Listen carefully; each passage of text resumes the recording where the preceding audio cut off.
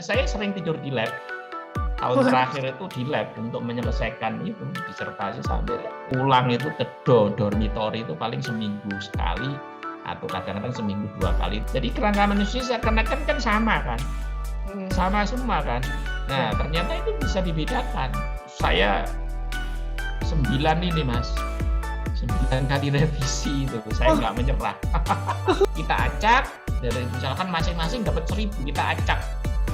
Kita tentukan automatic classification. Kita detect yang mana ini varian ini.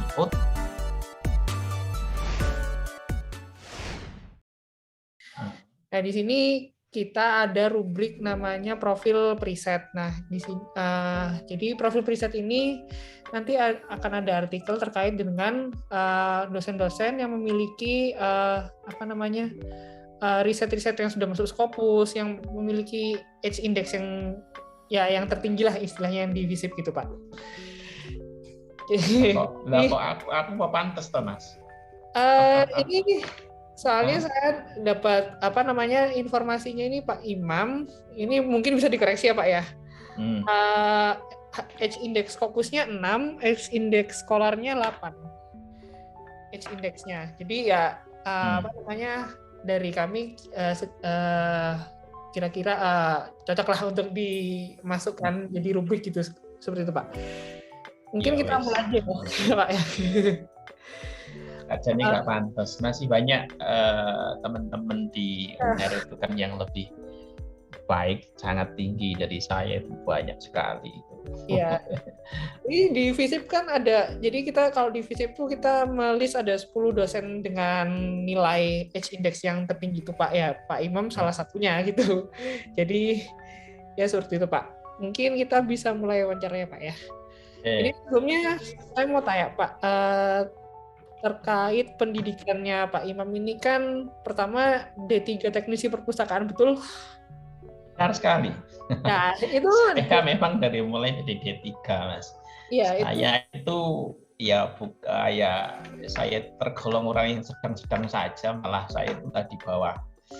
Inilah mau masuk UMPTN sekarang itu kan SBMPTN ini saya kan nggak lolos itu S1 ya, satu-satunya ya D3 waktu itu. Wah dulu Mas. Nah D3 itu adalah yang terakhir dulu itu waktu zaman saya tahun 93 ya. Itu memang relax aja ya hari ini. Mungkin nanti kan saya bisa share pengalaman ya dengan sampean nanti barangkali nanti bisa menginspirasi tentang apa dan siapa saya itu dari dulu itu saya dari desa memang, terus kemudian saya ke UNER itu yang penting itu saya bisa masuk perguruan tinggi negeri, daftar UMPTN waktu itu tahun 93 itu UMPTN namanya, gak diterima Mas.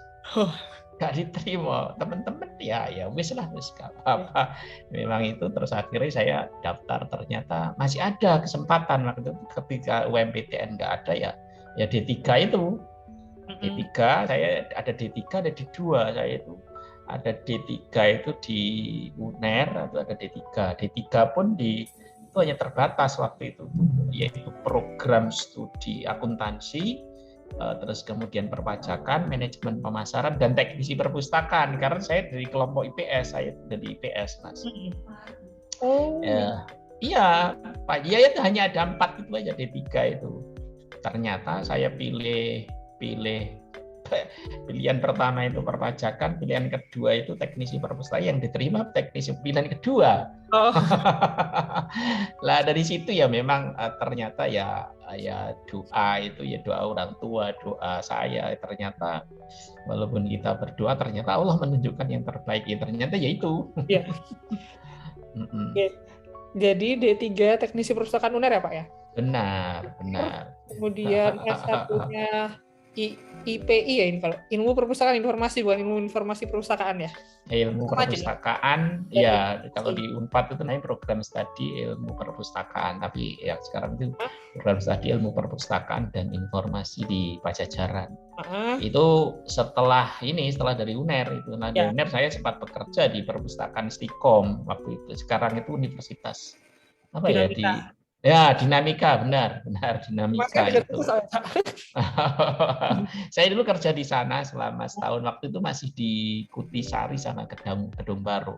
Saya Ya. sebagai pustakawan, tapi ya bekerja ya hampir 1 tahun di sana. Terus Hmm. kemudian saya ikut jalur khusus di pendidikan ilmu perpustakaan di di Pajajaran itu untuk melanjutkan S1. Jadi tinggal nambah sekitar 2 tahun itu. Itu ya. Alih jenis kalau di UNER gitu ya Pak ya istilahnya. Ya, alih jenis sekarang itu namanya. Kalau dulu itu namanya itu program khusus. Program khusus itu ya utusan dari berbagai macam provinsi. Itu kan saya ikut teman-teman yang tugas belajar dari perpustakaan provinsi. Waktu itu masih Timur Timur itu masih masuk dari NKRI dulu. Itu ada teman yang dari sana, dari Timur Timur itu. Oh. Ya, masing-masing perwakilan ada dulu. Misalnya teman-teman saya itu ya dari Provinsi Papua, Timur Timur, NTB, ya, terus ya sampai dari Aceh juga ada juga. Kemudian lulus dari S1 IIP itu ke Magister MMT ITS. Lalu Ya, sebelum itu ya saya kerja. lulus dari Unpad itu 99, saya ngelamar langsung di UNER. IIP, di UNER. Di Oh. dulu tuh ngajar PSTP itu, program studi teknisi perpustakaan. D3 itu ya akhirnya saya jadi honorer. Mas, honorer dulu Oh, itu. belum PNS tadi Pak. Belum itu pakai ijazah S1 itu bisa ngelamar. Gaji saya itu sebulan saya masih ingat Rp176.900 itu per bulan. Itu segitu Mas. Terus baru kemudian tahun 2000 saya mulai, ya teman-teman itu karena ya teman-teman pada sibuk, saya mulai merintis bagaimana harus ada S1 di Universitas Airlangga. Makanya waktu itu saya mencoba dibantu oleh almarhum dari Pak Marno itu dan beberapa teman-teman itu mendukung sekali membuat proposal pendidikan S1 itu. S1 Ilmu Informasi dan Perpustakaan. Waktu itu membuat proposal ternyata sudah selesai, terus kemudian ganti format, akhirnya nyusun lagi. Ya itu akhirnya tahun 2003 itu baru berdiri itu. Baru berdiri itu pertama kali itu ilmu. Pertama itu sebenarnya ilmu perpustakaan yang disetujui. Kita ajukan ilmu informasi dan perpustakaan, yang disetujui ilmu perpustakaan nggak apa-apa. Terus kemudian ketika UNER sudah BMN, akhirnya kita berubah nama menjadi ilmu informasi dan perpustakaan itu. Satu-satunya di Indonesia ini namanya yang unik gitu. Mereka kadang-kadang itu masih malu-malu meletakkan kata ilmu informasi itu di depan. Ya kita berani aja ilmu informasi dan perpustakaan ya kita. Jadi itu. Oke Pak. Kemudian berarti setelah jadi dosen kira-kira udah berapa tahun baru ambil S2-nya itu Pak? Enggak, ya itu 99 saya masuk, saya masih S1 itu, terus saya ngajar D3 itu, 2003 itu berdiri S1, sekaligus saya juga ikut mengajar S1 itu juga. Baru tahun 2006 itu saya mulai teknologi informasi di ITS itu sampai tahun 2009 itu saya selesai itu. Gitu. Kemudian ini lanjut S3-nya mulainya, ini tulisannya sih lulusnya tahun 2016, berarti mulainya tahun berapa Pak S3-nya? Ya 2017 itu, saya mulainya itu 2012, 2012 terus selesai 2017. Oh, 2017. Ini soalnya saya lihat di websitenya IIP. Jadi gitu. Ini nanti saya kasih tahu ada perubahan. Nah, ini kan kalau kita kita ngomong terkait riset-riset yang Pak Imam lakukan, ini kan gini.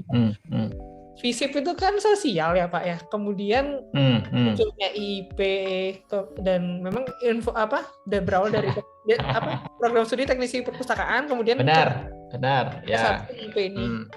Nah, kalau melihat dari publikasinya Pak Imam ini ya, yang terakhirnya seperti terkait dengan document identification, kemudian machine learning, yang semacamnya. Ini lebih ranahnya kalau saya boleh ngomong ke ranah S1 informatika atau sistem informasi gitu. Kamu juga benar. Pak Imam concern di bidang informasi gitu. Soalnya kan kalau misalnya di FISIP itu kan kita mesti ngomongnya ya tentang politik atau ya secara sosial, atau mungkin kalau saya sendiri sekarang kan saya sedang S2 kebijakan publik. Nah, ini apa sih yang membuat Pak Imam concern atau tertarik untuk melakukan bidang kajian-kajian penelitian juga pengajaran terkait ilmu informasi ini? Soalnya kan mungkin bisa dikoreksi ya Pak, konsentrasi Pak Imam ini lebih ke informasi digital seperti itu ya Pak? Oke, saya cerita dulu. Oke. Kenapa kok saya harus seperti ini? Jadi gini Mas. Jadi gini, sebenarnya saya sudah ini wawancara berkali-kali yang tentang background ini. Sebenarnya sampai coba lihat nanti di Google Imam Yuwadi gitu aja lah nanti kalau pengen menambah. Jadi gini ceritanya. Begini, 2012 saya kan apply di S2 ya, S3 itu sebenarnya saya kajian saya pengen fokus ke perpustakaan digital, karena saya memang ngajar di perpustakaan digital itu. Karena kita di ilmu informasi itu, saya juga background dari manajemen teknologi informasi di ITS itu kan juga semi informatika juga. Cuma karena kita namanya ilmu informasi dan perpustakaan, saya otomatis harus berhubungan dengan kajian informatika, karena itu mata kuliah kita sebenarnya kan sekitar 40% ya itu yang berhubungan dengan teknik informatika atau ilmu komputer itu yang di IP itu. Nah, saya waktu tahun 2012 ketika apply itu saya ingin memilih yang ada semi sosialnya itu ke salah satu nama perguruan tingginya kan National Chiao Tung University. Sekarang sudah merger dua universitas besar di Taiwan itu, merger itu. Sekarang namanya NJCU, National Yangming Chiao Tung University itu. Jadi perpustakaan besar. Nah itu, tapi dulu NCTU namanya. Saya ambil atau konsentrasi di departemen saya itu namanya Information Management. Nah, saya mengirim proposal, kan itu kan harus ada proposal kan yang di sana itu di NCTU itu. Saya mengirim itu mengirim ke sana itu ke satu dosen, kan harus ada dua kan minimal. Minimal kan ada supervisor. Supervisornya itu ada dua minimal. Nah, supervisornya itu supervisor pertama saya mencoba mengirimkan, nggak ada balasan. Yang penting ada kata digital. Saya kan pengen perpustakaan ya, pengen perpustakaan digital, tapi ada kajiannya yang mungkin seperti semi riset sosial, nanti questionnaire kuantitatif, nah seperti itu.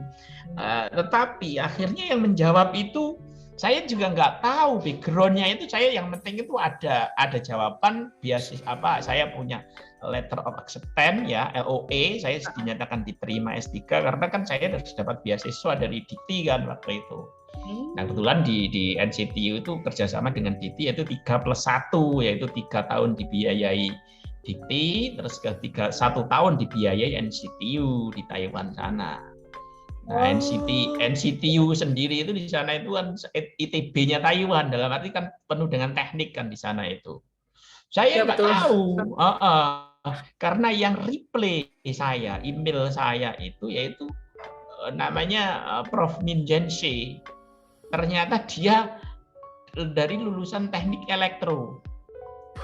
Nah, labnya itu teknik elektro dan dia menyatakan accepted. Saya baru tahu itu, saya senang itu diterima. Saya baru terus saya menghubungi sana, saya welcome sekali di sana itu. Ternyata kan di information management itu kan ada ya, sebenarnya ada semi sosial itu juga ada, tapi banyak tekniknya memang.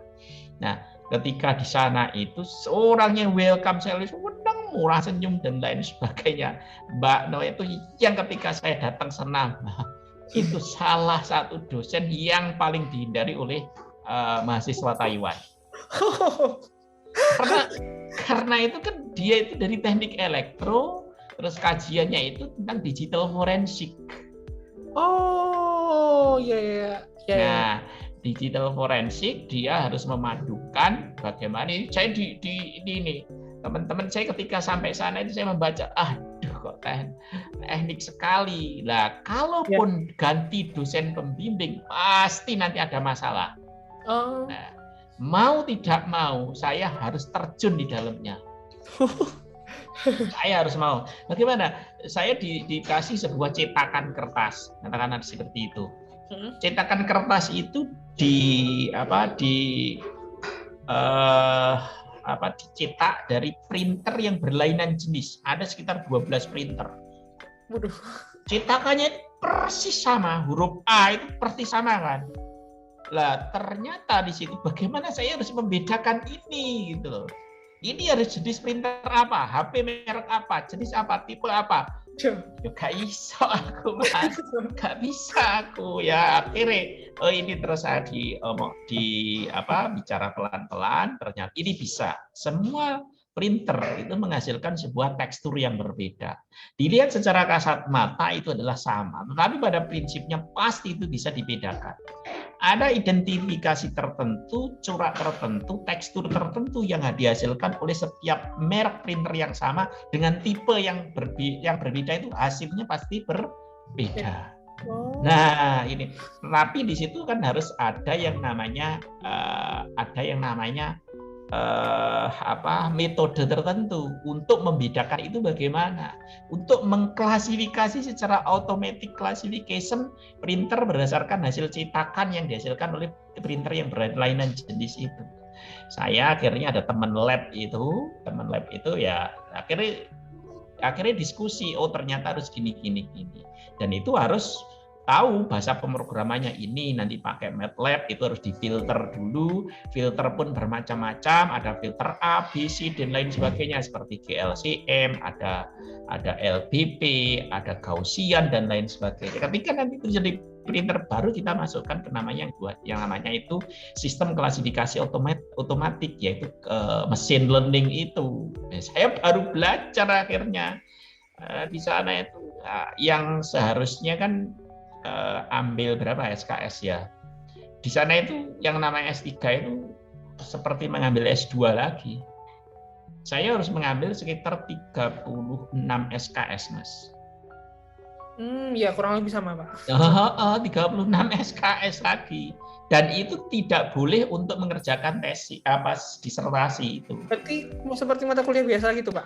Iya, harus ikut kelas itu. Nggak mau harus ikut kelas, ikut kelas profesor saya. Dan dari 36 kan berbagai macam bidang ya. Untuk ujian kualifikasi itu harus mengambil 4 mata kuliah diujikan lagi. 4 profesor yang berbeda. Baru itu dinyatakan lulus ujian kualifikasi. Nah itu, tetapi untungnya waktu itu saya dibantu oleh salah satu teman, itu luar biasa itu. Teman saya itu, dia masih muda, usia 26 tahun, dia lulusan fast track itu, dia ternyata mengajar di sana, menjadi dosen di sana. Dia lulusan dari NUS Singapura itu. Terus kemudian dia S1 di sana, tapi tidak ambil S2, tapi dia langsung fast track, dia langsung ambil S3 itu di Cambridge University. Dan dia lulus selesai kan sekitar 3,5 tahun. Makanya ketika 26 tahun dia itu sudah menjadi asisten profesor di universitas di Taiwan itu. Cuma ya itu saya belajar dari situ. Akhirnya selama 2 tahun saya tidak bisa apa-apa, belajar itu karena memang tidak boleh riset juga kalau belum lulus kualifikasi itu, tidak bisa apa-apa. Tapi saya hanya bisa membantu akhirnya ya. Nah itu mulai membuat conference paper, terus kemudian mulai jurnal paper, dan di sana itu kan memang behavior untuk untuk risetnya itu kan tinggi sekali kan, tidak boleh bekerja kan di sana. Teman-teman mungkin ya kadang-kadang kan ada teman-teman iri, di salah satu negara ini bisa bekerja menghasilkan uang banyak, sana nggak bisa. Ya saya bekerja itu harus dengan profesor. Profesor ya bekerja itu ya di lab, meneliti dan meneliti. Nah itu makanya kan teman-teman yang dari Taiwan makanya kan banyak papernya itu kan di sana, papernya itu banyak sekali di sana. Memang karena fokusnya itu di menghasilkan paper, dan minimal sih sebenarnya untuk requirement untuk lulus itu kan harus minimal kan 1 kan yang terindeks namanya di SCI sana itu. SCI itu biasa semua yang terindeks di SCI rata-rata juga terindeks di Scopus. Nah itu minimal 1. Tapi profesor saya nakalan, 1 sudah ada. Terus kemudian dia kan juga tidak mau menjadi second author, nggak mau selalu menjadi first author. Nggak apa, yang penting aku lulus. Paper 1 di oke. Nggak boleh, padahal minimal syarat departemen kan papernya 1 loh, terindeks gitu lah. Terus kemudian paper 2 nggak situ, enggak, S3 itu ya harus juga ikut conference. Nah enggak ini, enggak, yuk besok lah ini coba tambah lagi, S3 akhirnya berapa, tiranya jadi 8 akhirnya. Masya Allah. Akhirnya 8 dengan conference paper ya yang ada di situ. Tapi ya suka dukanya ketika first application atau first artikel ketika itu di submit itu ditolak itu, waduh, yes, nggak apa-apa, itu memang ya orang bilang ya kecewa, tapi kecewa isok gak aku isok, tapi akhirnya kan bisa. Dari pengalaman di situ ternyata ketika ditolak itu kan enaknya itu ya artinya keuntungannya itu ketika ditolak itu ada respon reviewer. Ya, ada. Nah, respon reviewer lah itulah sebagai modal kita untuk memperbaikinya. Nggak masalah. Lebih baik makanya kan yang karena sana itu kan juga mintanya kan yang tinggi-tinggi kan. Harus Q1. Kalau ini disetarakan itu di start Q1 gitu. Ya rata-rata ya itu ya Q1, Q2 itu, tapi rata-rata itu di Q1 itu. Makanya profesor itu ya udah wes nggak apa-apa wes. Nah, sampai tahun terakhir ya saya sering tidur di lab. Tahun terakhir itu di lab untuk menyelesaikan itu disertasi sampai itu ya sudah biasa. Jadi pulang itu ke dormitory itu paling seminggu sekali atau kadang-kadang seminggu 2 kali itu kalau untuk nyuci baju. Tidur saya mesti di lab, tiap hari itu di lab, wes gak ngurus temen kan bekerja itu yang paling bagus itu kan malam hari. Iya, lebih fokus. Kemudian tadi Pak Imam ngomong kalau dari pengalaman pertama awal itu lebih ke digital forensik ya Pak ya. Dan itu terlihat juga dari publikasinya Pak Imam itu juga ke digital forensik gitu. Nah ini iya. Secara keilmuan saya kan karena saya kurang paham ilmu IP ya Pak ya. Jadi ada korelasi nggak Pak? Misalnya dari digital forensik ini, soalnya kan kalau saya lihat dari penelitiannya Pak Imam ini kan ada yang sama Prof. Mirta juga, kemudian ada yang sama supervisornya juga. Ini mungkin maksudnya ada korelasi nggak Pak antara digital forensik dengan ilmu IP itu? Dan juga kalau dikaitkan sebenarnya itu sebenarnya ilmu itu kan saling berkaitan, apalagi di IIP itu kan ilmu informasi ya, itu bisa kemana-mana. Ketika saya ngomong digital forensik, apa yang harus kita lakukan? Nah, ketika kita ngomong ke sana, berarti kan masalahnya ini kan berhubungan dengan barang tercetak kan di perpustakaan itu. Ya. Arsip tercetak. Bagaimana kita membedakan arsip? Bagaimana kita membedakan buku? Buku itu palsu atau enggak? Buku itu kan kalau kita namanya printed ya. Saya berhubungan dengan printed document identification. Ya. Di perpustakaan banyak kan tercetak kan di situ. Ya. Ada yang dicetak dengan fotokopi, ada yang dicetak dengan printer, ada yang dicetak dengan mesin pencetak yang lainnya. Setiap cetakan di situ itu memiliki sebuah tekstur yang berbeda tergantung dari mesinnya itu. Kita bisa membedakan tentang fotokopi. Nah, Fotokopi yang pertama itu siapa sih sebenarnya? Atau mesin cetak yang dihasilkan oleh buku ini, mesin cetaknya itu apa? Penerbitnya itu menggunakan mesin cetak apa?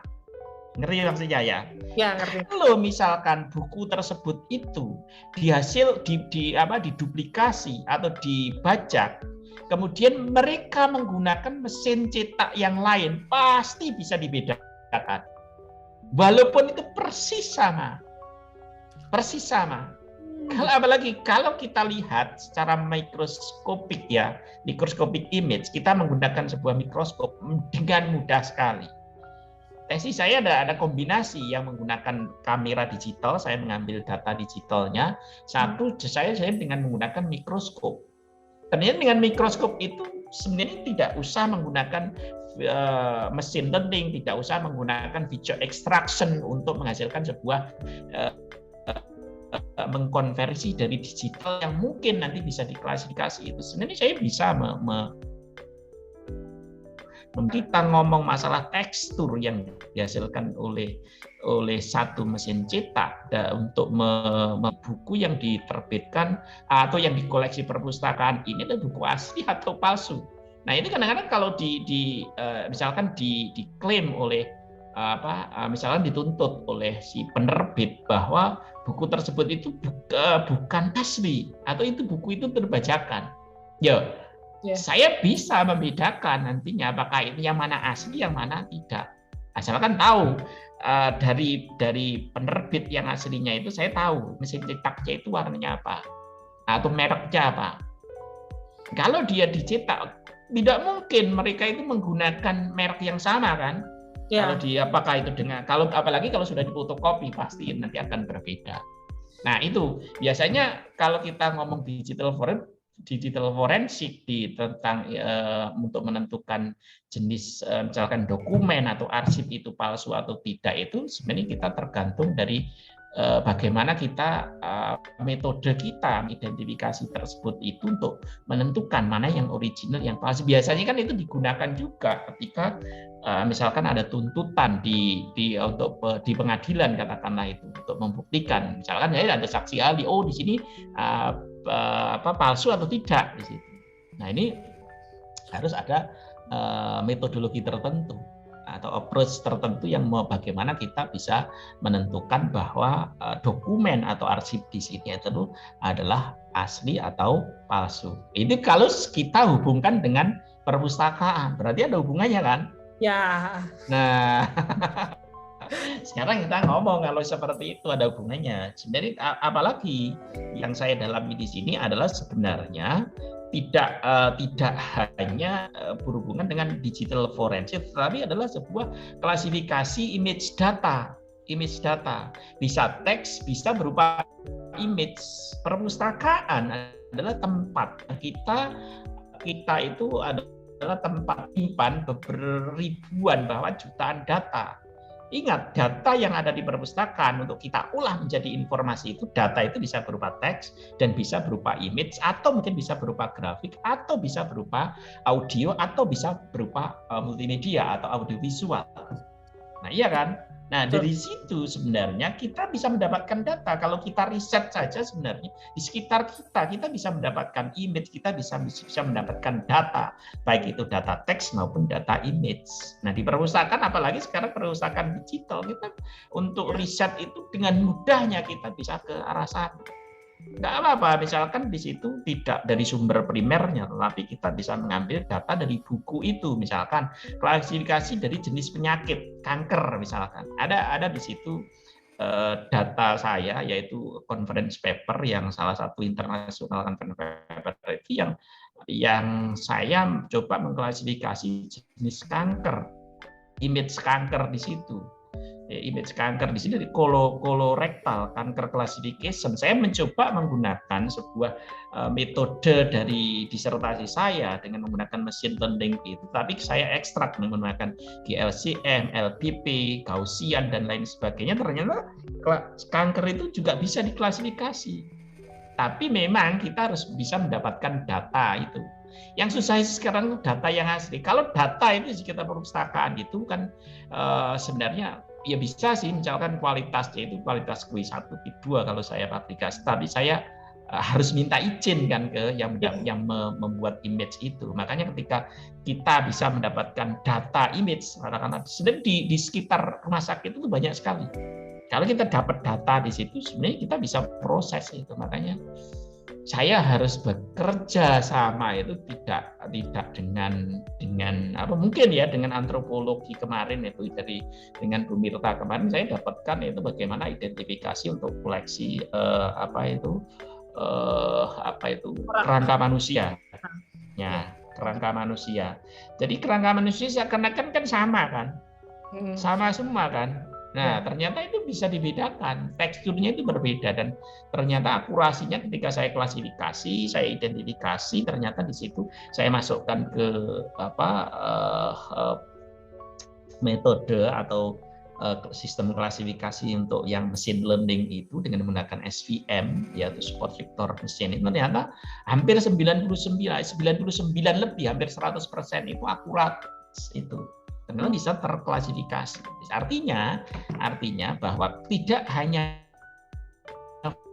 face dari manusia, tapi ketika sudah jadi tulang kita bisa membedakan. Kita bisa membedakan antara kalau tulang kan hampir sama kan kalau sudah jadi kerangka itu. Ternyata di situ itu ternyata berbeda-beda pula. Nah itu saya kemarin itu saya mencoba itu. Dan kita coba masukkan kemarin itu di IEEE, saya sibuk sekali itu dengan itu waktu saya di UK itu bekerja sama dengan si teman saya yang dari Taiwan itu yang jadi profesor, asisten profesor sekarang kan menjadi associate professor di Coventry University sana. Di Coventry ya sekarang udah di Birmingham, pindah di Birmingham itu di Birmingham University itu. Nah dari situlah sebenarnya ya ini artinya itu sebenarnya riset tentang school classification itu kemarin sempat di reject itu di IEEE IEEE itu ya IEEE Access itu ternyata terus saya coba perbaiki terus kemudian saya masukkan di sini di mana itu di CMC. Oh ya, saya baru ingat CMC tadi hari ini saya kontinua. Ya di situ ini tadi saya barusan dapat email saya disuruh reviewer lagi. Nah di situ saya 9 ini Mas. 9 kali revisi itu. Saya nggak menyerah. Itu luar biasa itu. Saya dikerjain bener itu. Tapi yes, nggak apa-apa. Saya hampir menyerah itu ketika revisi ke-5 sama 6 kalau nggak salah. Saya hampir menyerah, hampir saya cabut saja waktu itu. Tapi udah saya terus didukung oleh teman yang dari UK itu nggak apa-apa, masukkan aja, dipenuhi aja apa yang kata editor, apa yang kata reviewer itu. Akhirnya yang ke-8, 9 akhirnya diterima juga.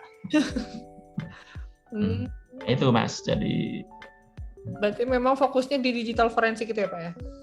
Saya memang fokusnya, saya pengennya ke situ. Sebab ternyata menarik juga. Saya dulu tidak suka karena nggak ngerti ya profesor karena saya salah milih profesor ya yang dulu itu ya.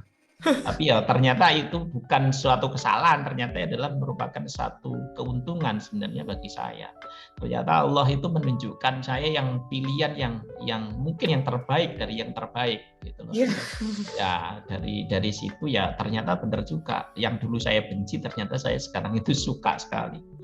Makanya anak saya itu saya coba untuk fokus ke arah situ gitu loh. Kebetulan saya juga membimbing anak saya juga itu untuk ikut seperti LKTI, terus kemudian lomba IC nasional itu ya alhamdulillah ya selalu berhasil kemarin itu walaupun ada yang juara 1, juara 2 nasional, juara 3 lah di situ itu.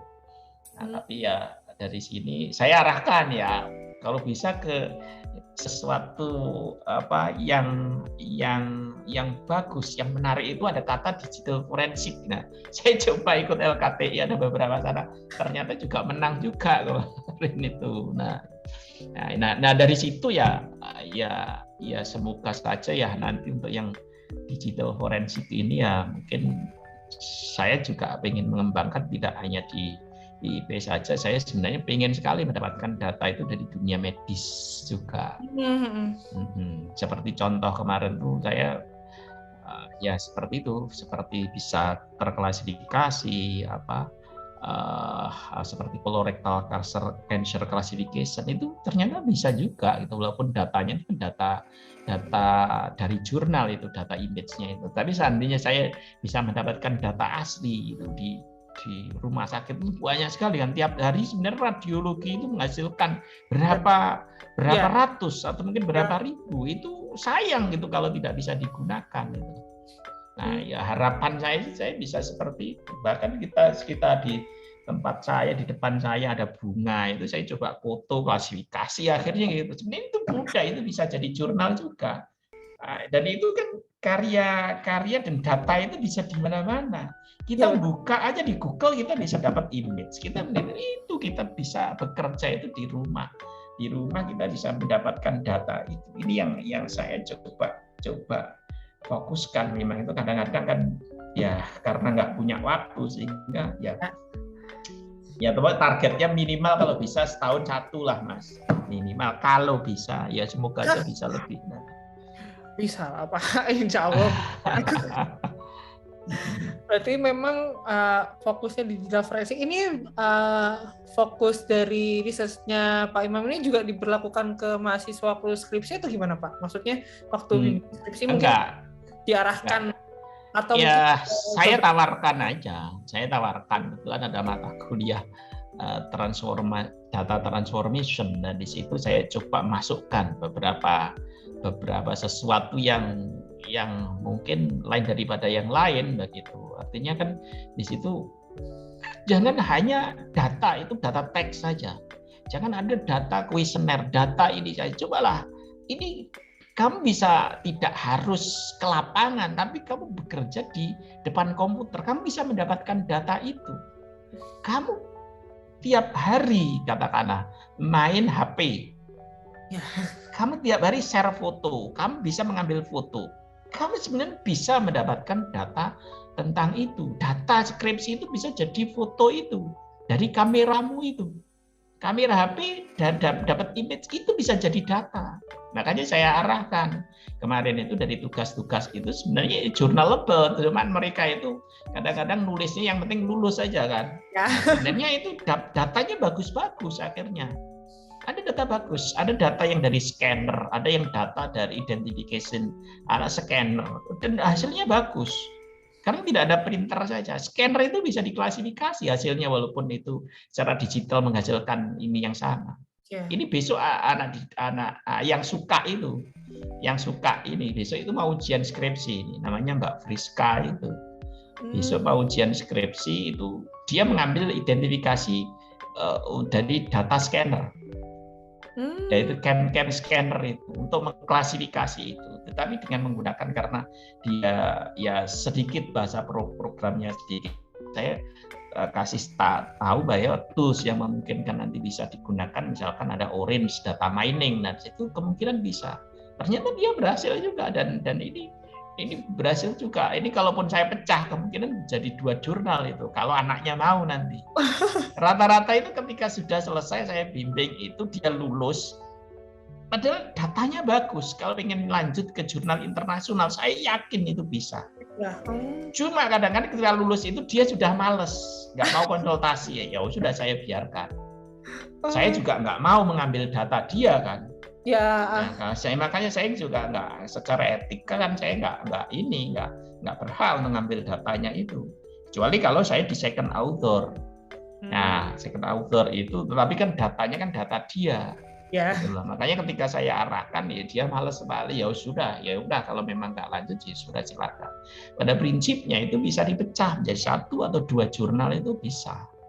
Dari jurnal internasional ya dari sini. Cuma asalkan anaknya mau, saya bimbing bagaimana menarik seorang reviewer atau seorang editor itu supaya bisa menarik nantinya itu artikel itu loh, menarik. Yang pertama kan yang jelas yang harus kita penuhi kan di sini introduction. Ketika nanti sudah introduction, mungkin dia akan lompat ke approach-nya, ya, ke metodologinya. Ketika dia metodologinya kelihatan itu bagus, hasil data dari eksperimen, data penelitian itu seperti sajikan secara menarik. Jangan hanya sajikan asal-asalan saja. Yang terpenting juga adalah ketika pada poin ada section discussion. Nah, discussion ini nanti yang akan dilihat. Introduction bagus, kemudian dilanjutkan dengan literatur review, approach-nya bagus, kalau bisa approach-nya itu dimodelkan. Dibuat sebuah flowchart itu secara image ya, orang itu secara visual itu pasti dia akan lebih suka melihat gambar daripada melihat tulisan, ya kan? Betul. Ya, kita sedikit, makanya kalau hasilmu misalkan kamu asal-asalan pasti nanti akan segera di-reject. Tetapi kalau kamu sajikan dengan image yang menarik, tampilan misalkan hasil statistik yang bagus, terus kemudian secara visual itu smooth, terus kemudian dia bisa kok menarik, artinya tidak usah baca tulisan, pasti nanti kemungkinan nanti akan diterima. Walaupun harus revisi itu memang sudah menjadi sebuah kenyataan yang harus dilalui seperti itu. Karena tanpa revisi itu kadang-kadang kan juga jelas ini kan dalam tanda kutip ini benar nggak ini jurnal ini. Ya. Nah itu karena itu kan di situ yang harus kita fokuskan ini adalah bagaimana kita menampilkan sebuah data riset yang semenarik mungkin. Tulisan second opinion, ya tampilkan seperti semenarik dan selengkap mungkin. Terus kemudian discussion. Terutama pertama tadi karena introduction. Karena section 1 itu adalah sesuatu yang menarik, fenomenanya apa, terus kemudian dia ada data dari permasalahan tersebut yang mendukung permasalahan itu apa, previous risetnya itu apa, tujuan dari penelitiannya itu apa, terus kemudian framework dari jurnal ini itu artikel atau manuskrip itu apa, section 2 membicarakan tentang apa. Sebenarnya kan hanya itu saja. Setiap jurnal itu pasti ada itu. Yeah. Kalau bisa karena itu kan introduction kalau bisa ya 4 alinea itu sudah banyak, maksimal 5 lah. Jangan lebih-lebih di situ. Makanya kalau saya mereview itu kalau lebih dari 5 saya suruh madatkan. Kalau saya review misalkan dia ada 6, ada 7 apalagi ada 8, saya coret, gabungkan di sini, padatkan di situ, saya rata-rata misalkan saya mereview misalkan yang dari Brasil, dari Cina, itu biasanya itu memang yang disinggung itu faktor bahasa. Ya. Faktor bahasa, tapi ya wajar lah. Indonesia pun nggak ada faktor bahasa, pasti dikerjain bahasa, grammar, terus kemudian pronunciasi, terus kemudian ada preposisi, terus kemudian connecting word-nya itu tidak sesuai dengan grammar, tidak sesuai dengan ini academic writing, wis biasa. Dan itu harus dilalui, makanya kan harus ada proofreading itu. Ya, nah, kalau sudah proofreading biasanya ini. Tapi jurnal kadang-kadang nakalan, Mas.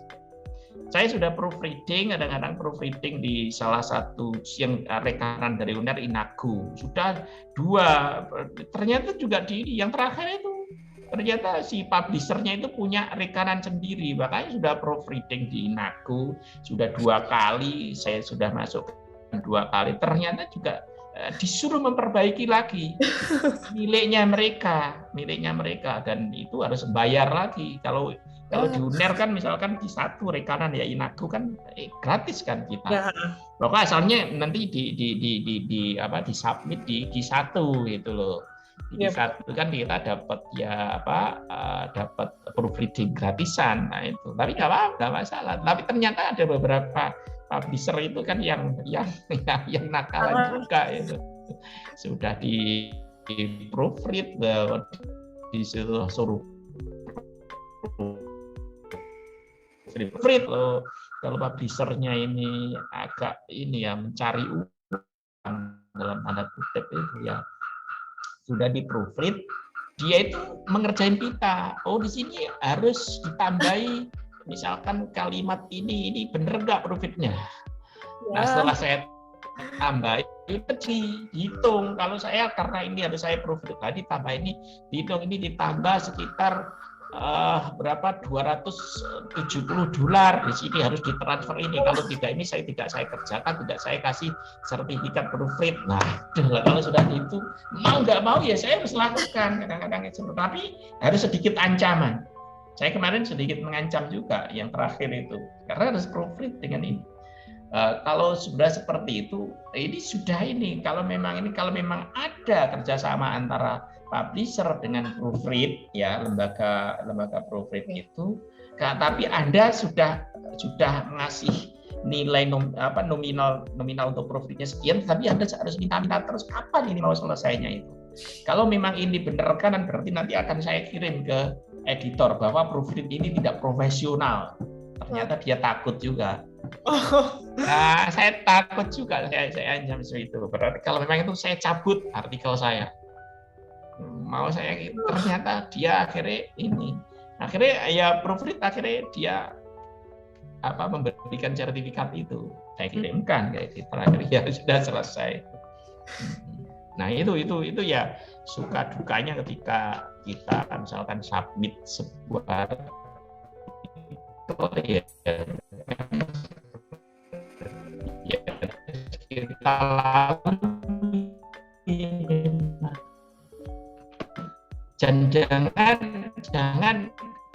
Jangan pengalaman pertama langsung diterima ya sakti nggak masalah ya. Tapi kalau misalkan itu di reject, jangan sakit hati. Disitulah sebenarnya dari reject itu kita bisa mendapatkan sebuah nasihatnya, arahan bahwa kelemahannya pada jurnal kita, manuskrip kita itu adalah kurang ini. Nah itu yang harus kita perbaiki, nggak masalah menurutku. Itu ya Pak ya. Menarik sih ceritanya. Jadi saya juga jadi pikir kan juga S2 UNER kan juga ada requirement buat publikasi itu. Saya jadi kepikiran jadi ya Pak. Nggak apa-apa karena aku dah. Bisa dikaitkan dari ilmu apa? Saya kebijakan publik Pak, kebetulan. Apa ya? Sebenarnya ya tergantung dari Anda nantinya itu pengen ke arah mana kebijakan publiknya itu. Asalkan Anda sudah punya data, ya sebenarnya jangan ragu untuk segera untuk menulis. Sorry ya, bukan tidak harus dengan saya. Ya, artinya kan dengan pembimbing sampean juga oke. Kalaupun dengan saya juga dengan senang hati begitu. Ya, saya bukan menawari di situ, tapi ya barangkali nanti Anda punya di sini punya ide. Saya ingin menulis dengan saya senang sekali. Siapa? Barangkali, tapi ya saya tidak memaksa. Artinya kan di sini kan hanya sebuah impian bagaimana nantinya itu kita bisa share pengalaman. Barangkali ya kita bisa membuat sebuah riset bersama, menulis bersama. Ya, why not? Kan memungkinkan pula gitu. Ya, Pak. Misalkan Mas Gosali punya data, ya yuk kita tulis. Mungkin barangkali kita bisa diskusikan.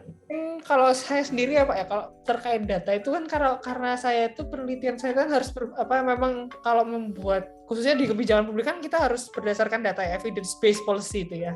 Nah mungkin kalau dari saya biasanya itu kesulitannya itu datanya itu kadang-kadang itu kan kurang valid ya Pak, dalam artian ada yang misalnya dari sensus sensus BPS datanya ngomong IPM-nya sekian, terus kemudian dari publikasi lain IPM-nya di wilayah yang sama sekian berbeda. Mungkin dari situ sih Pak, maksudnya kendalanya sih biasanya kalau saya sih di situ Pak, ada ketidaksamaan data, maksudnya tidak sinkronan itu, dan kadang-kadang kan itu yang membuat suatu kebijakan itu kurang efektif untuk dikeluarkan atau diimplementasikan. Itu sih Pak.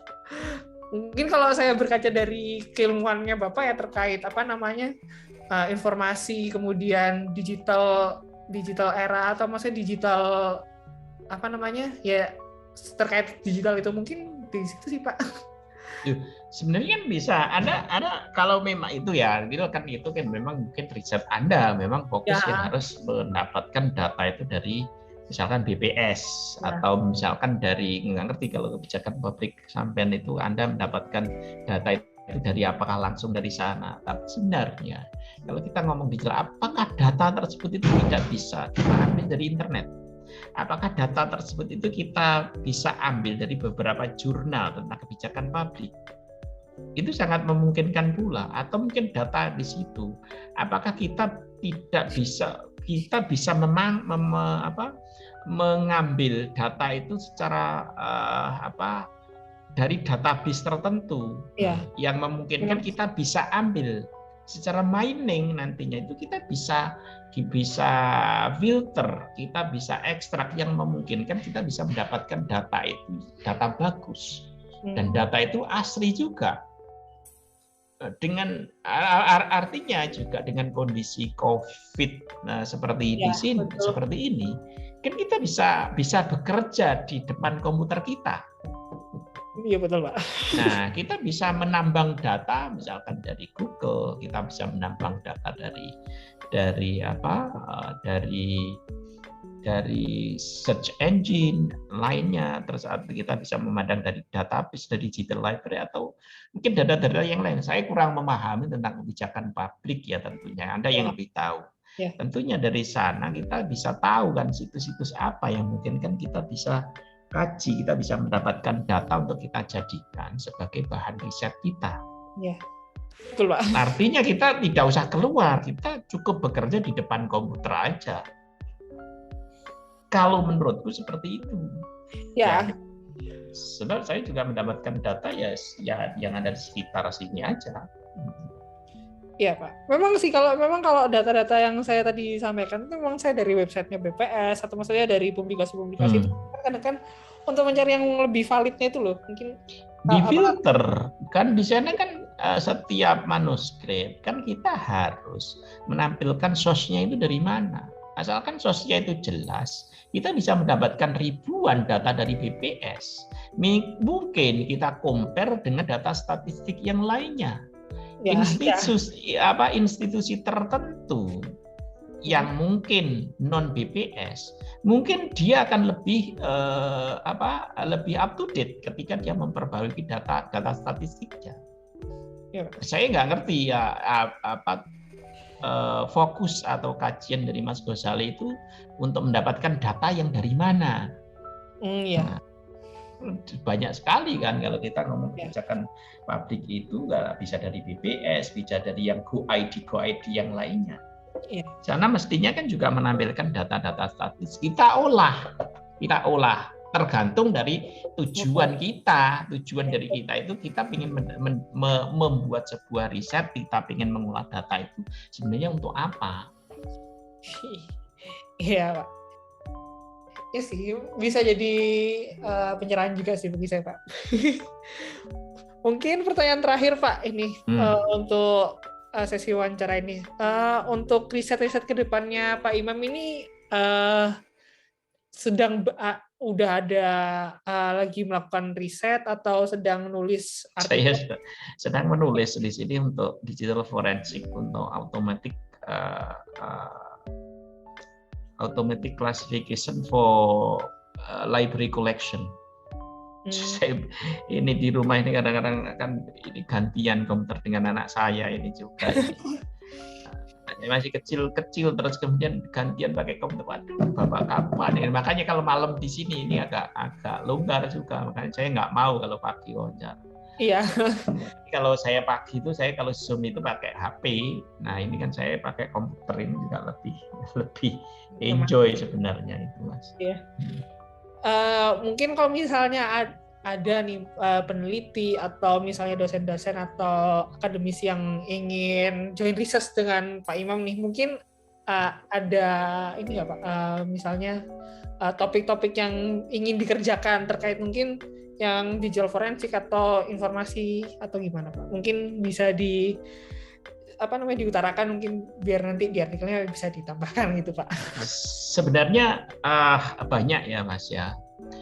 Saya itu ingin sekali sebenarnya itu pengen bekerja sama dengan orang-orang yang mengkaji atau riset di dunia kedokteran.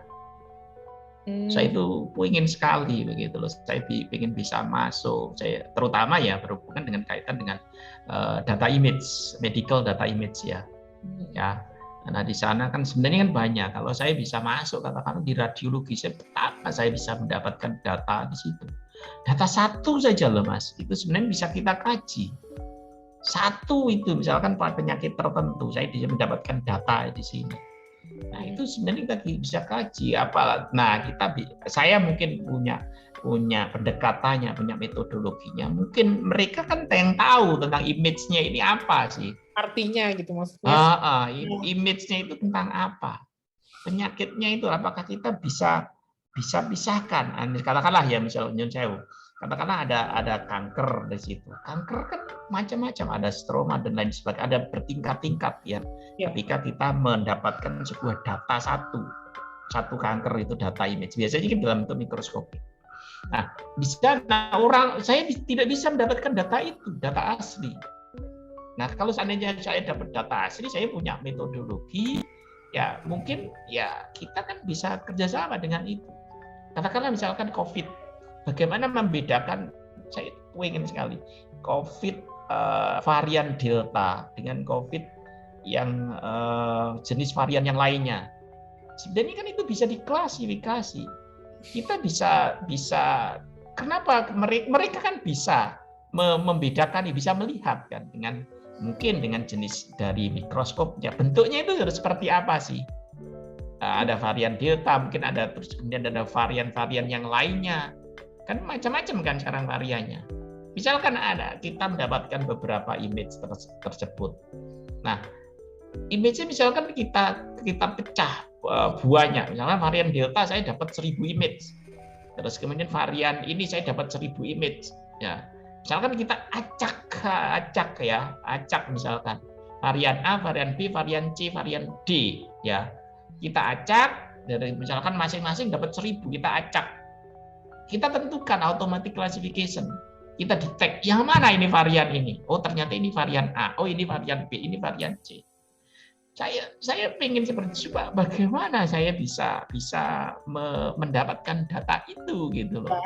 Nah, seandainya saya bisa data itu kan kadang-kadang kan mungkin ya satu metodologi itu ya nanti akhirnya akan berhubungan dengan bagaimana cara membedakan antara image A, image B, image C ya. Nah, seperti itu. Kalau kita masuk ke ranah sana misalkan, kan ini kan lebih bagus. Contohnya kemarin itu di antropologi, kalau di lingkungan FISIP ya, sedikit saya bisa menyesuaikan dengan itu. Mungkin di kebijakan publik kan akan berhubungan dengan arsip yang ada di satu instansi tertentu, apakah pemerintahan atau swasta. Di sana kan mungkin kita bisa mengkaji, di situ adalah dokumen, ada pemalsuan dokumen, pemalsuan surat. Nah, di situ ini bisa masuk juga yang ada ke arah sana. Nah, di situ itu tetapi kan saya tidak fokus di ranah sana. Yang fokus saya sekarang kan mungkin yang berhubungan dengan ilmu informasi dan perpustakaan. Tapi saya tidak ingin membatasi itu. Saya itu pengen kemana-mana. Karena mungkin metodologi ini saya bisa implementasikan di biologi, saya bisa implementasikan di dunia kedokteran, saya bisa diimplementasikan di material science, dan mungkin yang berhubungan dengan computer science, data mining, image processing, ya saya memang fokus di situ. Kalau saya bisa tahu metodologinya, berarti kan saya bisa mungkin tidak hanya satu lingkup dari social research metodologi, kuantitatif, kualitatif, tidak seperti itu. Kalau kita ngomong di sini berarti kan seluruh aspek keilmuan sebenarnya bisa masuk ke sana. Saya bukan sombong, tapi sebenarnya bisa kan kita ke sana metodologi. Kalau kita punya metodologi, kita punya logikanya, kita punya algoritmanya, asalkan ada data, bisa nggak saya masukkan itu? Nah itu. Jadi ya intinya saya sangat welcome sekali sebenarnya ada teman-teman para periset atau mungkin baik dari FISIP, baik dari ekonomi, baik dari kedokteran, mungkin dari fakultas-fakultas yang lain, apakah kedokteran hewan, apakah perikanan. Sebenarnya sangat memungkinkan kalau kita itu bisa saling berangkulan, saling bekerja sama, kita saling diskusi, barangkali kita saling berkolaborasi, tidak hanya monoton dari ilmu sosial, harus dari ilmu sosial. Dari hukum mungkin kita bisa juga. Ya intinya itu. Jadi kalau kita bisa untuk semuanya, kenapa harus satu saja, satu departemen saja, satu fakultas saja? Lebih baik kita bisa saling menyapa, kita bisa saling bekerjasama antara fakultas satu dengan fakultas yang lainnya, dan itu sangat memungkinkan menurut saya. Karena saya butuh data juga, mereka mungkin butuh algoritma dari saya, ya mungkin kita saling nantinya itu saling berdiskusi, saling mengisi begitu. Apa yang tidak ada pada saya, mungkin saya bisa mendapatkan dari teman-teman dari fakultas yang lain, dari bidang studi yang lainnya. Oke, saya kira itu. Oh, menarik. Mungkin bisa kedepannya ada banyak akademisi atau riset lain yang bekerja sama lah nanti dengan Pak Imam, karena dari publikasinya saya sudah jos, mantap nih publikasinya Pak Imam nih. Dari Scholar ini juga udah banyak, dan juga topik-topiknya juga menarik lah Pak. Ya, harapan saya semoga saja nantinya ada teman-teman yang bisa, ya kita bisa bekerja sama antara satu, kita saling mengisi. Tidaknya saya bukan orang yang pinter, artinya saya itu ya punya ya saya ini begitu. Barangkali nanti saya bisa diberi masukan, dan mungkin nanti kita bisa saling membantu antara periset satu dengan periset yang lainnya. Jadi tidak satu tempat saja. Ayo nanti kita bisa bekerjasama untuk itu. Ya. Mungkin cukup ya Pak, informasi dan hasil wawancaranya sudah terpenuhi semua. Mungkin itu saja dari saya. Itu saja Pak Imam, terima kasih atas waktunya. Mohon maaf mengganggu malam-malam nih. Oke, sama-sama. Terima kasih juga Mas Ghazali. Dengan ini mungkin nantinya ke depannya tidak hanya dari teman-teman dari FISIP saja nantinya itu berkolaborasi, melainkan kita bisa saling menyapa dari FISIP, dari fakultas yang lainnya, dari eksak terutama di situ. Ternyata sebenarnya kita bisa, kalau kita itu kita terjun di dalamnya itu. Artinya semoga saja riset collaboration nantinya itu tidak hanya antar dari satu fakultas, melainkan dari seluruh fakultas, dan mungkin tidak hanya fakultas, melainkan antar universitas yang ada di dalam negeri, mungkin dengan antar teman-teman kita, rekan-rekan kita periset dari luar negeri juga. Iya, amin ya rabbal alamin. Mungkin sekian itu saja Pak Imam dari saya. Ya, oke. Terima kasih Pak. Assalamualaikum. Sama-sama. Waalaikumsalam warahmatullahi wabarakatuh. Ya, oke. Saya tutup.